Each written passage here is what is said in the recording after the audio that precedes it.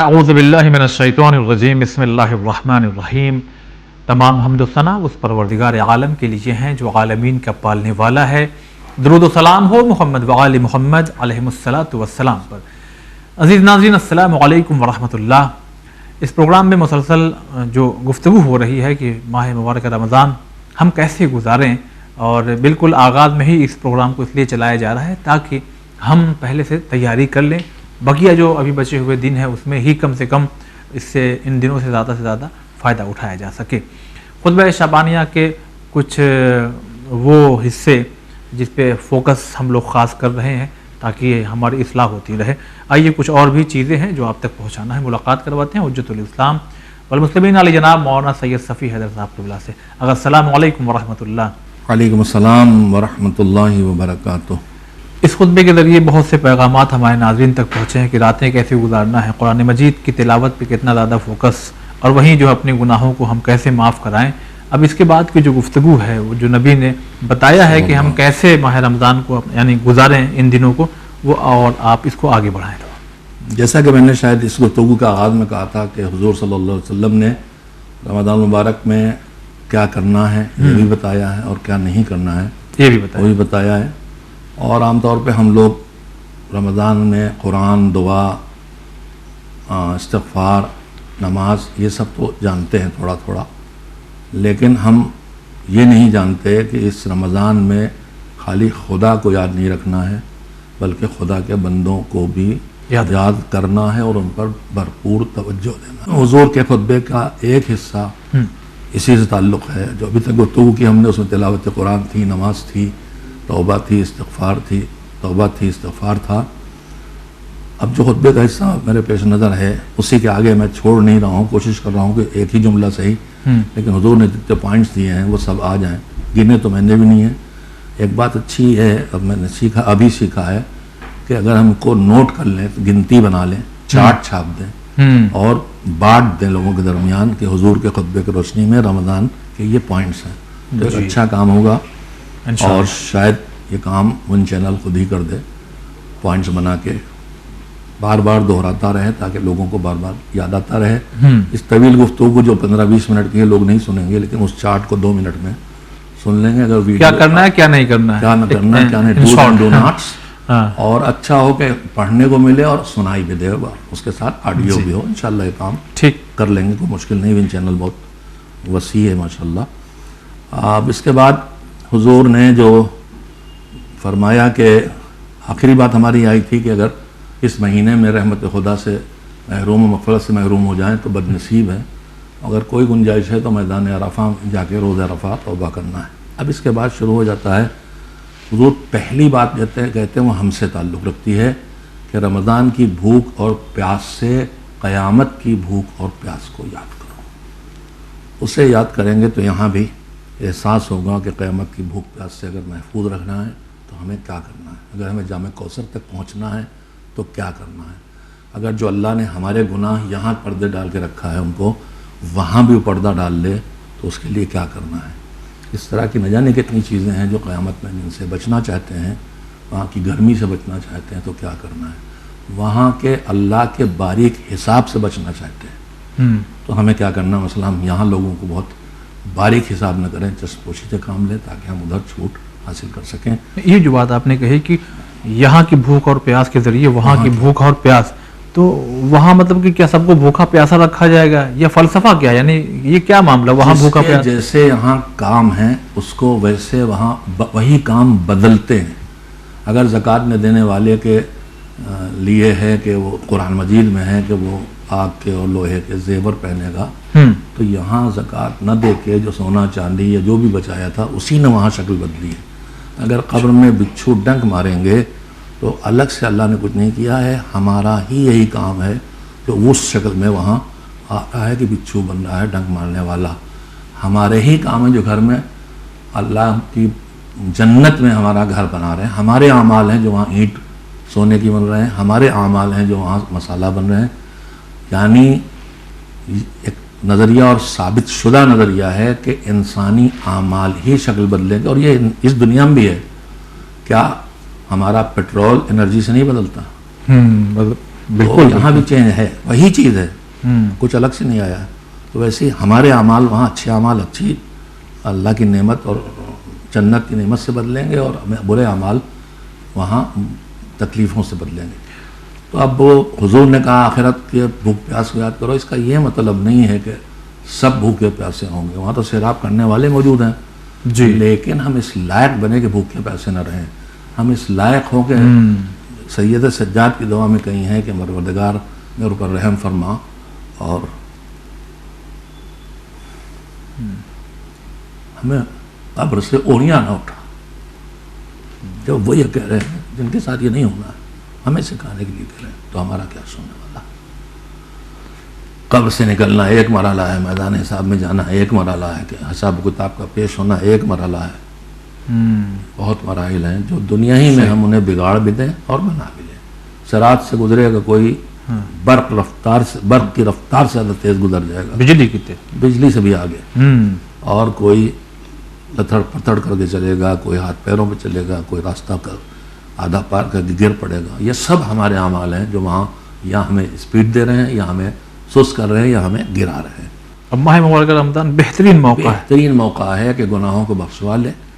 اور بہترین موقع ہے، اس میں جگہ لکھی ہے قرآن کا. ایک قرآن رمضان کا 70 قرآن، ایک قرآن رمضان میں 70 قرآن عام دن ہو گئے. ایک نماز رمضان کی بھی شاید اسی میں آئے گا، مجھے یاد نہیں رہے گا، کہ ایک نماز رمضان کی مثلا 1000 نمازیں رمضان کے باہر کی. تو اس میں اب جہاں سے گزرے ہیں اللہ کو یاد کرو، پھر تمہاری اپنی باری آئی، تم اپنے کو بچاؤ، پھر دوسروں کی باری آئی. اب وہاں سے میں شروع کرتا ہوں. قرآن اور اپنی بھوک اور پیاس کو یاد کرو. اس کے بعد اللہ کہتا ہے کہ جو تنگ دست لوگ ہیں اور جو کچھ نہیں کر سکتے، بوڑھے ہیں، معذور ہیں، پیدائشی معذور ہیں، بیماری سے معذور ہیں، اب ان کے پاس روزی حاصل کرنے کا ذریعہ نہیں، ان کا خیال خاص کر کے رمضان میں کرو. صرف رمضان نہیں کرنا ہے، ہمیشہ کرنا ہے، لیکن مگر رمضان کا مہینہ خاص اس کا آ گیا ہے. واہ. اور رمضان میں کوئی نیکی ایسی نہیں ہے جو اتنا ہی اجر دلائے جتنا رمضان کے باہر دلا رہی تھی. پتہ نہیں ہاں کب کس نے کی، پر اللہ کتنے اجر دینے والا ہے. ہر نیت ہماری کے نہیں معلوم، بس ہم کریں، چھوڑ دیں اس کے اوپر فضل. نماز جمعہ میں آتے ہیں تو آتے ہیں کاروبار چھوڑ کے، 10 لاکھ کا نقصان ہو جاتی ہے دیر میں چاہے، لیکن جب پلٹتے ہیں تو اللہ کہتا ہے وَابْتَغُوا مِن فَضْلِ اللَّهِ. جو پلٹو گے تو اپنا بزنس نہیں ہے، اللہ کا فضل پانے کے لیے. تو رمضان میں ہمیں باندھنا ہی نہیں ہے کہ کیا دے گا، تو چھوڑ دینا ہے. تو جو جانے وہ دے. اس کے دینے میں کچھ کنجوس تو ہے ہی نہیں، کھلے ہاتھ کا تو ہے ہی. صحیح. کتنا ہاتھ لمبا ہو جائے گا اس کا، وہ ہمارے اعمال پہ. غریبوں کا خیال کرو، جو بیچارے اپنے لیے روزی نہیں کما سکتے ان کا خیال کرو. بزرگوں کا احترام کرو. میں رکوں گا یہاں پہ 1 منٹ. آج کے میرے جوان تھوڑا سے، چونکہ ان کی پوری زندگی گھر سے باہر نکلتے ہی اس ماحول میں گزرتی ہے جہاں بزرگوں کا احترام نہیں ہے. ہماری اردو تو، تم، آپ، جناب تک جاتی ہے. انگلش میں یو کے علاوہ کچھ نہیں ہے. بیٹا بھی یو ہے، باپ بھی یو ہے، دادا بھی یو ہے، پریسیڈنٹ بھی یو ہے، مولانا بھی یو ہے. ہمارے ہاں جناب، سرکار. تو ہماری اردو احترام زبان کلچر سے نکلتی ہے. کلچر میں بزرگوں کا احترام ہے، لہذا زبان میں احترام ہے. ماں باپ کی عزت اور احترام ان پر واجب ہے، اور اگر ان کے عزت و احترام کا خیال نہیں رکھا تو بہت بڑا گناہ کیا ہے. اور خدا نہ کرے ان کی کہیں توہین کر دی، دل لکھا دیا، تو ماں باپ آنکھ کرے نہ کرے اللہ کی طرف سے آنکھ ہو جائے گا. تو کہتے ہیں ہمیں باپ نے ہمیں دیا کہ افاقوں کچھ نہیں ملا. ہم ارے تمہیں زندگی کس سے ملی؟ صحیح. ایک اور یہ بھی بات کہوں گا، بات تولا نہیں ہو رہی شاید. ہمارے بہت سے جوان بہت سوشل ورکر ہیں، اللہ ان کو اور جزا دے، اچھے ہیں، سوشل ورک ضرور کریں. ایام نظام سبیل لگا رہے ہیں، ممباڑے سجا رہے ہیں، نماز میں مسجد میں افطاری کر رہے ہیں، سب سال بھر کرتے ہیں. لیکن کہیں ایسا نہ ہو کہ ادھر تو آپ لگے اور ادھر اتنا لگے کہ ادھر جو دوسری ذمہ داری تو ختم ہو گئی. میں نے کہیں ہو سکتا ہے لطیفے کی شکل ہو، کسی نے بات کہی ہو کہ بیٹا گھر سے جلدی نکل رہا تھا تو باپ نے کہا ایک گلاس پانی پلا دو. اس نے کہا اماں پلا دیا، آپ میں ذرا دیر ہو گیا، جلدی بھاگ رہا ہوں. ماں لے آئی، زوجہ اس کی ماں ان کی بیوی جی جی پانی لیا لا کے، تو باپ نے پوچھا کہ بھیا کہاں گئے ہیں، کون سے کام سے گئے ہیں؟ تو کہا بھیا سبیل لگانے گئے۔ یعنی ایسا نہ ہونے پایا۔ سبیل لگانے آپ گئے یعنی پیاسوں کو پانی پلائیں گے، اور کیا کیا، باپ کو چھوڑ کے چلے گئے، پانی اس نے مانگا اسی کو نہیں دیا اور جا رہے ہیں سبیل لگانے۔ اس کا مطلب کہیں نہ کہیں اصل چیز پیش نظر نہیں رہ گئی ہے، یہ سوشل ورک آپ کی ایک طرح سے آپ کا اسٹیٹس بن گیا، یہ نہ ہونے پائے۔ اگر میں سوشل ورک میں لگا ہوں، مریضوں کے علاج اسپتالوں میں جانا ہونا، تو نماز نہ چھوٹ جائے۔ اگر مسلح پہ اتنا بیٹھا ہوں کہ بچے نہ چھوٹ جائیں، ان کی روزی تنگ ہو جائے، پڑوسی نہیں، بیلنس رکھ کے زندگی بسر کرنا ہے۔ اس میں ایک چیز ہم ذرا سا میں گزارش کے طور پر کہ آپ ہی لوگوں سے ہم نے سنا ہے اور ہمارا تجربہ بھی یہی ہے کہ وہ وہی جو اخلاق والی بات آ رہی ہے، کہیں نہ کہیں ہمارا یعنی ہم لوگ بھی ذمہ دار ہیں کہ ہم خود ہی اپنے بزرگوں سے صحیح سے نہیں بول رہے ہیں، تو وہی تو بچہ دیکھ رہا ہے۔ دو باتیں ہیں، ایک جو آپ نے کہی ہے کہ جو ہم نے اپنے بزرگوں سے سلوک کیا ہے وہی ہمارے بچے ہمارے ساتھ سلوک کریں گے، اس لیے کہ بچے پیدا ہونے کے بعد جو کچھ سیکھتے ہیں اس میں سب سے پہلے ماں باپ سے سیکھتے جی جی ہیں، اور وہ سکھانے کی عمر سے پہلے ہوتا ہے۔ وہ جو دیکھتے ہیں وہ سیکھتے ہیں، ہم جو بتائیں وہ نہیں سیکھتے۔ ہم لاکھ اس سے کہیں نماز پڑھو، خود نہ پڑھو، نہیں پڑھے گا۔ صحیح، ہم نماز پڑھیں اور اس سے نہ کہیں پڑھو۔ میرا خود ابھی اللہ نے مجھے پوتے پوتیاں سب عنایت کر دی ہیں، الحمدللہ مصلی بھی چاہتے ہی سب آ جاتے ہیں۔ ادھر پوتا ادھر پوتی، کوئی دادی کے پاس کوئی دادا کے پاس، کچھ ہو رہا ہے مگر ہونے لگتا ہے۔ ہم نے کبھی نہیں کہا 3-4 سال کے ہیں تو جو آپ کریں گے وہ کرے گا۔ آپ چادر پہنیں گے آپ لاکھ اس سے کہتے ہیں حجاب کرے، نہیں کرے گا۔ آپ داڑھی رکھیں گے تو رکھیں گے، ورنہ نہیں رکھنے والا ہے۔ اب اور بات ہے کہ باہر نکل کے کوئی اچھا دوست مل گیا، پھر اگلی منزل آتی ہے، کوئی اچھا بزرگ مل گیا، کوئی ماحول مل گیا، بنانے والا بن گیا، بگڑنے والا بگڑ گیا۔ صحیح صحیح۔ روزہ بھی چلیے یہیں پہ یاد آ جاتی مجھے، ہمارے یہاں جو تربیت بتائی ہے اماں نے، اس میں واجب بعد میں ہونا، سکھانا پہلے۔ جس دن واجب ہوا اس دن سکھانا شروع کر تو واجب چھوٹ جائے گا۔ تو 15 سال لڑکے ہونے سے پہلے نماز آج جانا چاہیے اس کو، لڑکی کو 9 سال سے پہلے نماز آنا چاہیے، تو روزہ بھی تو پہلے سیکھنا چاہیے۔ صحیح، لہذا روزہ رکھوائیے بچے سے، جو بھی اس روزہ رکھنے لائق نہیں ہے 1 گھنٹے کے بعد وہ کھانا کھا لے کہ یہاں تمہارا روزہ ہو گیا۔ اب وہ کہے کہ میں نے روزہ رکھا تھا، دادا آج میں نے روزہ رکھا تھا، ہاں بالکل، شاباش شاباش۔ خود ہمیں بچپن میں یاد ہے، یعنی یہ کہا تھا کہ 1 گال کا روزہ، یعنی اس بس آدھا ہو گیا تمہارا۔ یہ بہت ضروری ہے۔ جی، ہمارا کیا عرش ہے 9 سال کی، ارے مولانا صاحب یہ بچی ہے، اسے کیا روزہ رکھوائے، 15 سال میں تو بڑا کمزور ہے، ابھی بیماری سے اٹھا ہے۔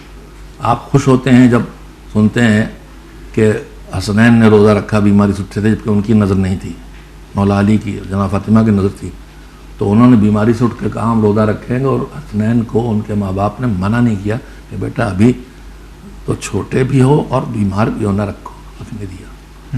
مذہب ہم سے کہتا ہے کہ بچے سے روزہ رکھواؤ، کم سنی سے تربیت شروع ہو جائے، تاکہ جب واجب ہو تو وہ اتنی اس میں قوت برداشت پیدا ہو چکی ہو کہ پھر وہ اپنے واجب کو ادا کر لے، پہلی بات۔ دوسری بات، 9 سال کی 10 سال کی بیٹی بہت چھوٹی ہے، 15 سال کا لڑکا بڑا کمزور ہے، نہیں رکھ سکتا روزہ، تو چھوڑوائیے نہیں، اس سے رکھوائیے۔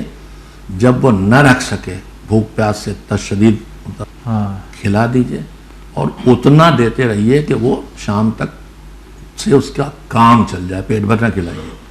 تو اس پر اس دن کی قضا جب ہوش میں آئے گی لڑکی کی، ارے 10 سال کی تھی، اتنے روزے چھوڑے تھے، 16 سال کے، وہ سب نہ کرنا پڑے گا، بس اس کی قضا رکھنا ہوگی۔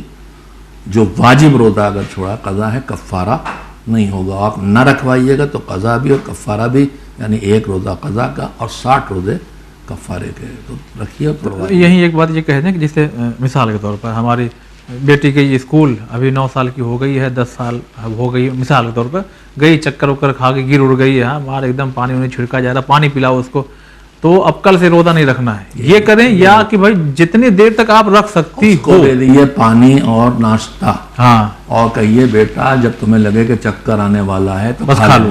یعنی یہ نہیں کریں کہ نہیں آپ روزہ چھوڑ دو، بے ہوش ہو کے گرے گی تو پوری دنیا کہے گی بڑا ظالم دین ہے، جب دین ظالم نہیں ہو تو کہہ رہا کھاؤ، اور اگلے دن چھوڑواؤ نہیں، جو میں عرض کر رہا ہوں کرو، اس کو دے دو بیٹا جب تمہیں لگے کہ اب نہیں سے۔ بہت خوب جی۔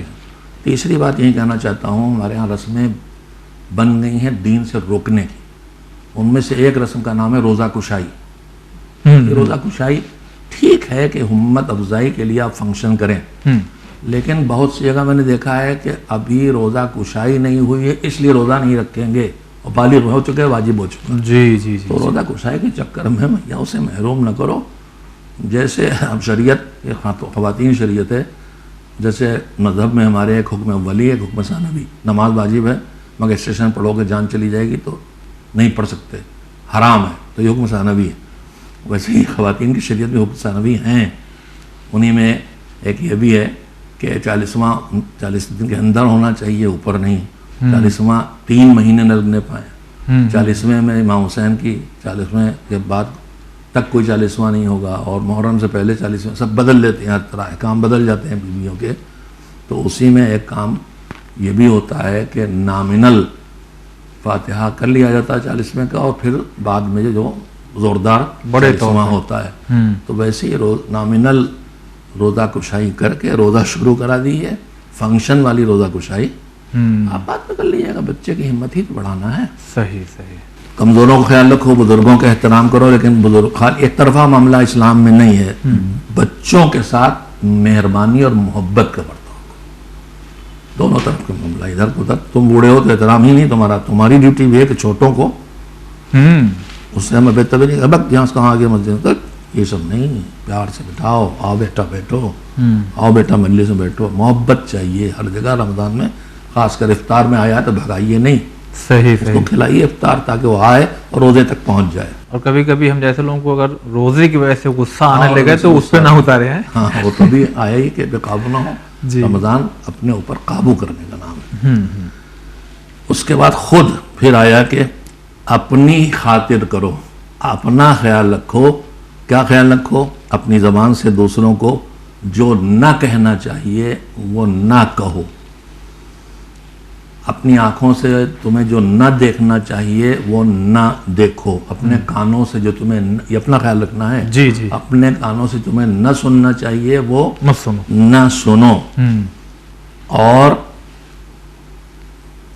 یتیموں کے ساتھ مہربانی کرو۔ پہلے تو تھا بچے کے ساتھ مہربانی کرو، اب خاص کر کے یتیموں کے ساتھ مہربانی۔ مہربانی کا مطلب کیا ہے؟ کبھی صرف پیار کرنا ہے، گلے سے لگانا ہے، کبھی ٹافی دلانا ہے، کبھی کاپی دلانا ہے، کبھی کتاب دلانا ہے، کبھی کپڑے بنانا ہے، کبھی اس کی فیس دینا ہے، یہ سب مہربانی ہے، جو کر سکتا ہے وہ کرے۔ کیوں؟ جزا دیکھیے، تم دوسرے کے یتیموں پر محبت سے ان کا ساتھ برتاؤ کرو، مہربانی کرو تاکہ تمہارے یتیموں پر مہربانی کی جائے۔ اللہ کی بارگاہ میں گناہوں سے توبہ کرو، استغفار نہیں، توبہ۔ استغفار کا مطلب ہے کہ اب جو ہو گیا نہیں کروں گا، وعدہ ہے اسے چھوڑ دوں گا اور نہیں کروں گا۔ توبہ کا مطلب یہ ہے کہ استغفار سے آگے بڑھے، نہیں کروں گا پہ عمل شروع ہو گیا۔ جب میں نے گناہ کیا تھا، اللہ کی طرف جا رہا تھا، گناہ کیا تو اللہ کی طرف سے مڑ گیا ہوں، یوں ہو گیا، وی ٹرن یو ٹرن کچھ ہو گیا، سیدھے ہی چلا گیا، مگر ادھر سے سیدھا ہٹ گیا، رخ میرا اللہ سے ہٹ گیا۔ توبہ کرنے کا مطلب گناہ چھوڑ کے پھر اللہ کی طرف چل پلٹنا اللہ کی طرف۔ اپنے ہاتھوں کو نماز کے اوقات میں خاص کر کے دعا کے لیے اٹھاؤ۔ اچھا، نماز کے اوقات میں دعا کے لیے اٹھاؤ۔ کیوں؟ اس لیے کہ نماز کا وقت بہترین وقت ہے، 24 گھنٹے نماز کا جو وقت ہے وہ بہترین وقت ہے، اور وہ ہے اول وقت۔ صحیح۔ اس کے بعد اس نماز سے اپنے پروردگار اپنے بندوں کی طرف رحمت کی نگاہ سے دیکھتا ہے، اسی میں آپ نے ہاتھ اٹھا کے مہینے بھر رحمت ہے، پھر اس میں اسپیشل رحمت نماز کے اوقات میں، لہذا اس وقت اپنے ہاتھ دعا کے لیے اٹھاؤ۔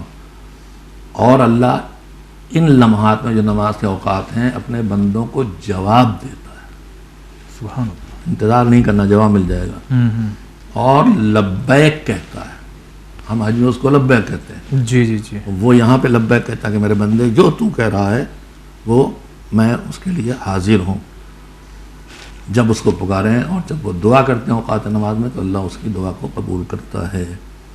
اب اس کے بعد پھر شروع ہو جاتا ہے، پھر ایک پہلو ہے کہ اے لوگو تمہارا وجود گروی ہے، رہن ہے گناہوں کے بدلے، گناہ کے بدلے تمہارا وجود رہن میں چلا گیا ہے، ان گناہوں سے خود کو الگ کر کے اپنے کو رہن سے واپس نکالو۔ رہن میں کوئی چیز میں رکھ دوں تو کیا میں اس میں اسے یوز کر سکتا ہوں؟ نہیں کر پاتا۔ وہ تو سونا زیور رکھ آیا، خدا نہ کرے لالا جی کے یہاں پیسے لے آیا اس کے بدلے، تو میں ان زیور کو نہیں پہن سکتا۔ کھیت رہن رکھ دیا تو میں کھیتی نہیں کر سکتا۔ تمہارا وجود رہن میں چلا گیا تمہارے گناہوں کے بدلے، اس کو رہن سے نکال لو تاکہ تمہارے کام ہو جائے۔ کچھ آپ فرما رہے تھے؟ وہ نکالنے کے لیے پھر آپ کو یہاں تک آنا پڑے گا۔ ہاں بالکل، گناہوں سے نکلنا ہوگا۔ اور رمضان بہت آسان ہے، رمضان میں کام بہت آسان ہے۔ جی جی جی، آپ کچھ کہہ رہے تھے؟ تو اس طرح کی چیزیں نہ ہوں۔ افطار کے بعد ہم کھانا کھاتے ہیں، حالانکہ کوشش یہ کرنا چاہیے کہ جو افطار وہی کھانا بس، تب آپ سحری بھی کھا سکیں گے صحیح، اور اور اگلے دن روزہ اطمینان سے رکھ سکیں گے، ورنہ دیر میں سے کھانا کھا کے پھر سحری سے ہم محروم ہوتے ہیں، جس کی بے حد تاکید کی گئی ہے۔ چلیے بہت شکریہ ادا کرتے ہیں۔ تو ناظرین، اب اگلی باتوں کو ہم اس لیے نہیں اٹھانا چاہ رہے ہیں کہ اگلے ایپیسوڈ میں پیش کی جائیں گی، چونکہ وقت تمام ہو گیا، تو آج اپنے پروگرام پہ ہم یہیں روک رہے ہیں۔ انشاءاللہ کل ملاقات ہوگی، اور بھی ماہ مبارکہ رمضان میں ہمیں کیا کرنا ہے کیا نہیں کرنا ہے، خود نبی نے کیا فرمایا وہ آپ تک پہنچائیں گے۔ والسلام علیکم ورحمۃ اللہ۔